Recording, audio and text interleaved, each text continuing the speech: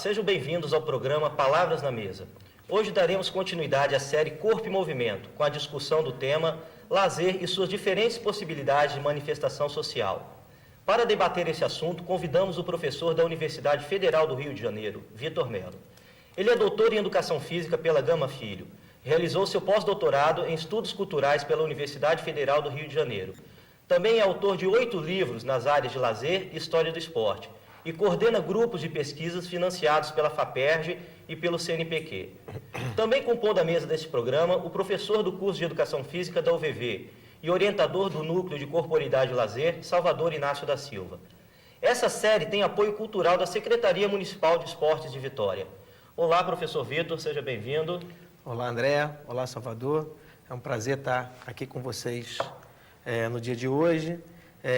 Quero agradecer ao convite. Confesso que fiquei muito honrado quando soube que vocês lembraram do meu nome para participar dessa série tão fascinante e queria, desde já, parabenizar a vocês e a universidade pela iniciativa da realização dessa série de programas. Obrigado. Professor Vitor, o termo lazer ganhou importância na sociedade contemporânea, que dificilmente encontraríamos pessoas que não soubessem do seu significado. A palavra lazer foi incorporada no discurso de diferentes classes sociais. No entanto, esse fenômeno cultural não se concretizou enquanto um direito social, principalmente entre as minorias sociais. No seu entendimento, o que está faltando para tal concretização? André, eu acho que a palavra lazer, na verdade, ela não ganha importância na sociedade contemporânea, ela ganha importância na sociedade moderna. Quer dizer, já no século XIX, notadamente na transição do século XIX e XX, o lazer já se configura como um fenômeno social de grande importância na organização daquele modelo de sociedade que estava ali começando a ser construído. Há nessa minha assertiva, inclusive, uma provocação. Nós costumamos dizer que o mercado, a indústria cultural, apreendeu as atividades de lazer. E eu queria provocar dizendo que isso não é verdade. Eu queria dizer que o lazer já é um fenômeno de mercado. Então, o lazer, enquanto um conceito moderno que surge no século XIX, no decorrer do século XIX, já é gerado por uma sociedade do espetáculo, uma sociedade do entretenimento, uma sociedade do consumo que está diretamente relacionada com a formação da sociedade capitalista que começa a ser formulada no final do século XVIII. Então, quando a gente vê a temática crescendo no decorrer do século XIX, notadamente no decorrer do século XX, ainda mais no final, no período que a gente chama de capitalismo tardio, onde a cultura passa a ser um elemento fundamental na manutenção da ordem social, a cultura passa a ser um elemento central nas tensões que se estabelecem na sociedade. Na verdade, nós estamos falando que esse fenômeno ganha força como um fenômeno de mercado, ligado à sociedade do consumo e à sociedade do entretenimento. Então, me parece que ele ganha mais força como um potencial espaço de consumo do que como um espaço reconhecido de políticas públicas e de direito social. Basta a gente observar algumas coisas. A gente fala que o lazer está valorizado, mas aumentaram o número médio de horas trabalhadas em todos os países do mundo. A exclusão social aumenta notavelmente, né? Então, esse é um país que tem grandes parques temáticos, spas, resorts, e ainda tem 1/3 da população abaixo do limite de pobreza. E o assunto ainda é menos valorizado, mesmo no âmbito de órgãos governamentais e órgãos públicos. Então, a minha questão, para responder diretamente, o que falta políticas públicas eficazes para tratar essa questão no mesmo padrão de seriedade com a qual a gente trabalha com outras reivindicações sociais. Então, parece ainda haver uma certa hierarquização social. Educação primeiro, saúde depois transporte, por último, lazer e cultura. Então, o que a gente precisa é não inverter essa lógica, mas colocar lazer e cultura como no mesmo patamar de importância para os seres humanos e para as sociedades. E aí os organismos governamentais têm uma responsabilidade enorme em mediar com o mercado e implementar estratégias que possam reverter esse quadro. Obrigado. Professor Salvador. Professor, em nossa sociedade, as relações humanas são permeadas pela ideologia do trabalho, pela razão instrumental. Aparelhos ideológicos como a igreja e a escola nos fazem acreditar no trabalho como veículo de realização profissional e pessoal. Isto se expressa em ditos populares como Deus ajuda quem cedo madruga ou o trabalho dignifica o homem. É possível vislumbrar uma sociedade pautada numa nova racionalidade em que o lazer ocupa papel central na autorrealização das pessoas? Bem, Salvador, veja, também como um fenômeno da sociedade moderna, porque antes do século XIX não havia uma rígida separação entre trabalho e não trabalho, né? Havia um contínuo de tempo, né? E as pessoas percorriam esse contínuo diferentemente, né? Havia, inclusive, estratégias de trabalho artesanal, quando você podia negociar melhor com o seu tempo. Um dos elementos centrais da constituição da sociedade capitalista foi a artificialização do tempo do trabalho, observada a partir do desenvolvimento do modo de produção fabril.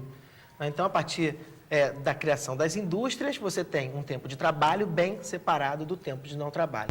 E aí é óbvio que para a sociedade capitalista era necessário implementar no imaginário a ideia de que o trabalho era o centro da nossa felicidade, o centro da nossa vida. Isso é propugnado por todas as instituições sociais. A escola nada mais é do que uma grande formatação dos indivíduos para o seu tempo de trabalho. A família entra nessa onda. Então, a gente muito pequeno, os pais já perguntam: o que você quer ser quando crescer? A gente chega aos 40 anos e não sabe o que quer ser quando crescer, imagina quando a gente tem 5, 6 anos. Então, eu acho que nós, profissionais de lazer, estudiosos de lazer, animadores culturais, temos aí um ponto central para a nossa atuação, é tentar problematizar isso na vida de cada indivíduo. Será que você não concede valor excessivo para o trabalho e esquece dos seus momentos de não trabalho? Então, a primeira grande contribuição que o profissional de lazer pode dar é exatamente tentar mediar com os indivíduos para que eles descubram qual é o espaço das outras coisas que não trabalho na sua vida. Mas veja, com isso eu não pretendo inverter essa ordem hoje colocada. Quer dizer, eu não quero substituir a centralidade do trabalho pela centralidade do lazer. Trabalho e não trabalho, trabalho e lazer são duas dimensões fundamentais para os seres humanos, né? São fundamentais para as sociedades. O que é preciso é que a gente, primeiro, encontre um equilíbrio entre ambas e, segundo, descubra que a gente pode ter prazer em ambas. Porque o grande problema é, como o trabalho é um motivo de desprazer para grande parte da sociedade, criou-se a ideia de que eu posso ser explorado no meu momento de trabalho, eu posso ser vilipendiado, eu posso ser desrespeitado, porque depois eu jogo uma bola no final de semana e sou feliz durante alguns minutos. Ou tomo uma cerveja com os amigos e sou feliz durante alguns minutos. Quer dizer, a gente precisa instaurar o princípio do prazer, né, como algo absolutamente humano que deve ser perseguido em todos os espaços da nossa existência. No trabalho, no não trabalho, em todas as instituições sociais. Então, eu falo isso que me preocupa, é uma ideia que percorreu muito na década de 50 do século passado, que era a ideia de teremos uma sociedade do lazer. Não teremos uma sociedade do lazer, nem queremos ter. Queremos ter uma sociedade onde os homens tenham dignidade no trabalho e dignidade no lazer. Onde os homens sejam felizes no trabalho, os homens e as mulheres, né? Os homens sejam felizes no trabalho e felizes no lazer. Estamos com o programa Palavras na Mesa. Hoje recebendo o professor Vitor Melo, que está discutindo conosco o tema lazer e suas diferentes possibilidades de manifestação social. Professor Salvador. Professor, alguns projetos sociais se propõem a democratizar e popularizar a cultura erudita enquanto opção de lazer. Bem, o que o senhor acha dessa proposta? Bom, Salvador, a primeira ressalva que eu queria fazer é que, do ponto de vista didático, me parece que é possível a gente classificar 3 níveis culturais, né? As atividades em 3 níveis culturais: cultura erudita, cultura de massa e cultura popular.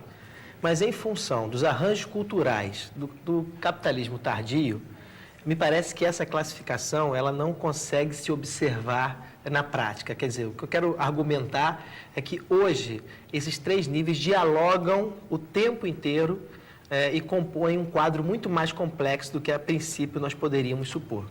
Ainda assim, tomando essa classificação do ponto de vista didático, eu acho que é fundamental que os programas de lazer permitam acesso a todas as manifestações, independente do seu nível cultural. Quer dizer, o grande problema é que a grande parte das pessoas só tem acesso àquelas manifestações da cultura de massa, daquela cultura que é veiculada pelos grandes meios de comunicação. Só para que você tenha uma ideia, a gente tem no Brasil somente 7% das cidades com cinema. E, de outro lado, 98% das cidades pegam o sinal da rede de televisão, que é líder de audiência. Então, imagine o poder que essa rede de televisão pode ter na formulação dos imaginários. Ora, então eu acho fundamental que os programas de lazer se proponham, sim, a democratizar todas as manifestações culturais. Contudo, no que se refere à manifestação da cultura erudita, eu tenho uma preocupação. É que essa democratização se confunda com a presença em apenas um dia de atividade. Então, um exemplo. No Rio de Janeiro, a gente tem um programa chamado Domingo a R$1 no Teatro Municipal. E aí você tem lá um domingo uma orquestra sinfônica, as escolas, o governo do estado leva uma série de escolas para lá. Ora, mas ninguém preparou essas crianças para essa atividade. Não houve um processo de formação cultural anterior.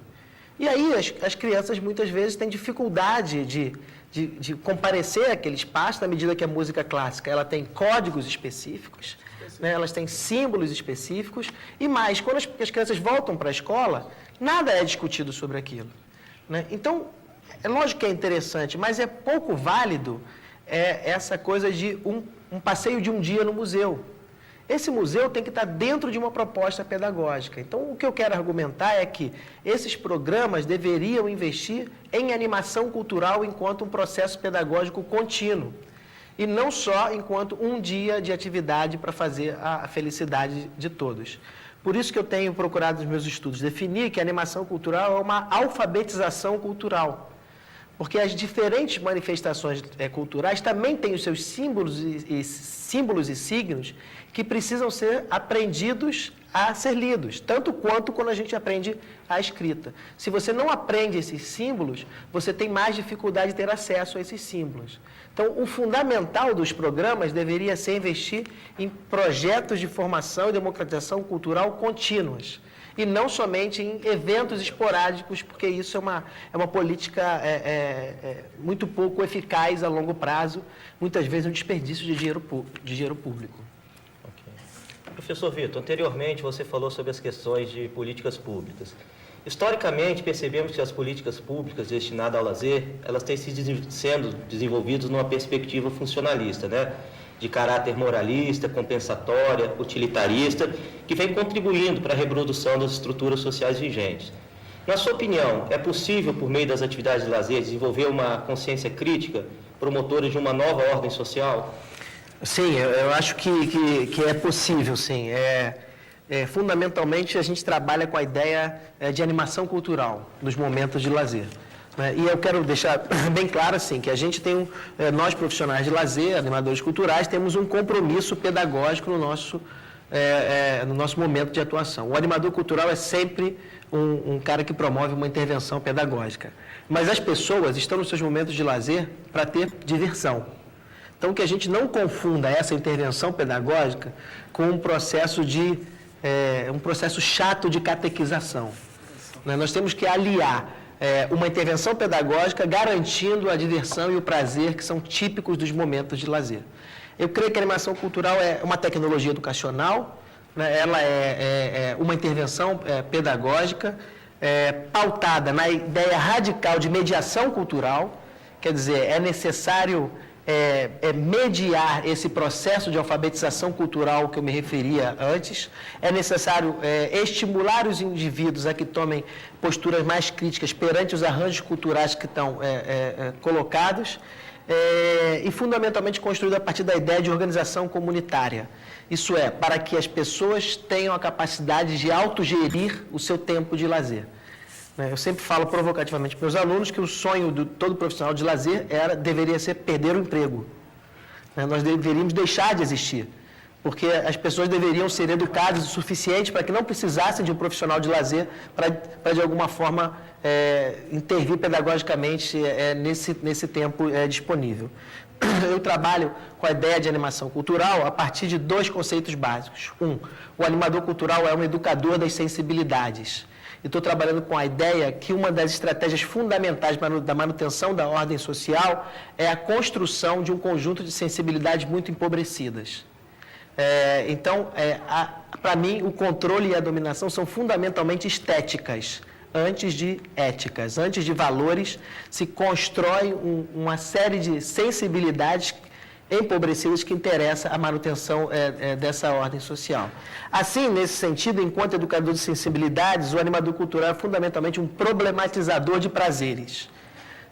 Isso quer dizer o seguinte: eu não tenho a menor pretensão de dizer que as pessoas que ficam todo domingo vendo o Domingão do Faustão são infelizes somente por isso.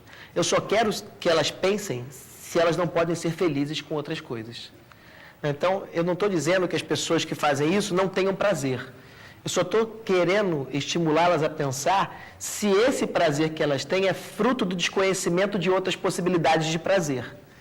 E se a gente pode ampliar as possibilidades de prazer, por isso que a gente vai passar por um processo de alfabetização cultural, que é um processo de ensinar as pessoas a decodificar símbolos e signos de outros arranjos de manifestações, de outros arranjos de linguagens. Então, se a gente consegue problematizar apresentando essa alternativa, a gente pode aí sim dar chance das pessoas escolherem melhor não só os seus programas de televisão, os seus programas de lazer, ter acesso a novas linguagens, perceber que tem o direito de julgar, tem o direito de tomar posição, tem o direito de escolher.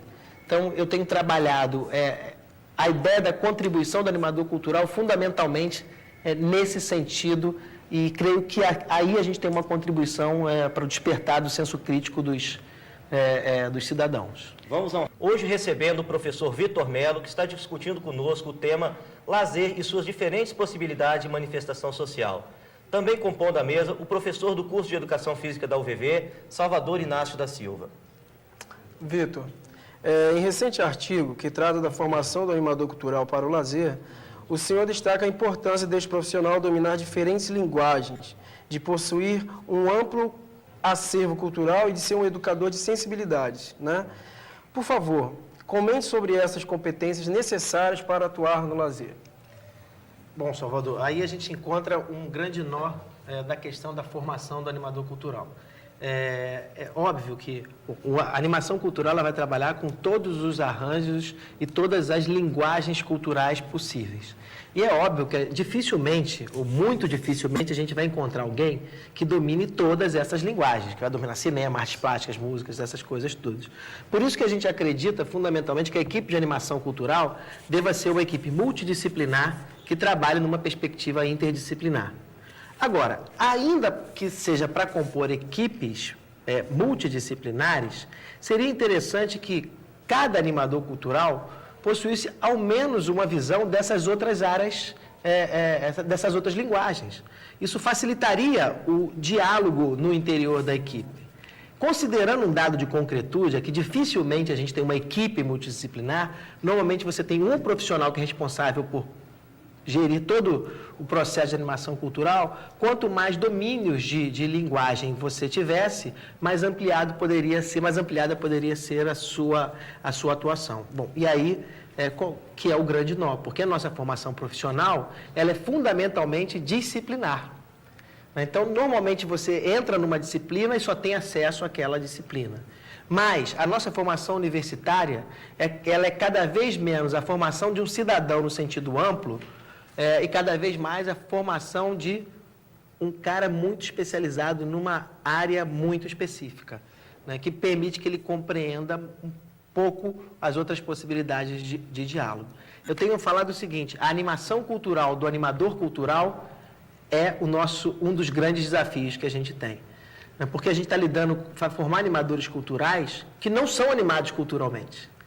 Vai formar animadores culturais que, segundo o nosso pressuposto, deveriam conhecer e acreditar na potencialidade das diversas linguagens culturais para despertar o senso crítico nos indivíduos, mas esse cara que está sendo formado também não tem vivência cultural, ele também não é animado culturalmente, né? Então, tem um trabalho anterior que é mais do que o trabalho só da formação teórica e da formação das linguagens e da formação prática do animador cultural, que é a sua própria animação cultural. Ou diria o seguinte: se queremos formar um educador, né, que eduque para o lazer, vamos ter que educar ele primeiro para o lazer. E nós, formadores de formadores, também temos que estar atentos para a educação para o nosso lazer, na medida que muitas vezes a gente acaba incorrendo nos mesmos erros que a gente costuma apontar.